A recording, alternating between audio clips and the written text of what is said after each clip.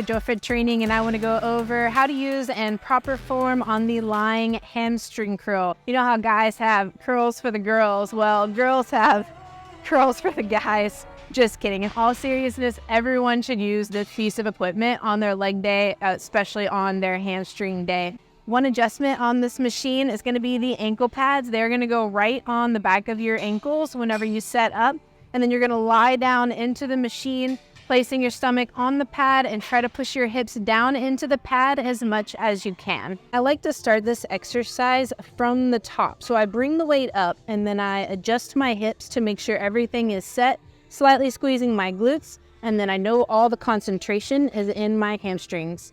Then begin to lower the weight down. We don't want to come to full lockout, just right before that. So keeping a slight bend in the knee and then curl it back to the top. Whenever you curl it to the top, be sure the pads don't come off the back of your ankles. You don't want to start with too heavy of a weight. It's nice to start a little bit lighter to get all the muscle fibers firing. And I like to do this as a slow, controlled movement, especially whenever I'm focusing on concentration and focusing on the growth of the hamstring. You can do this a little bit more athletic with some power.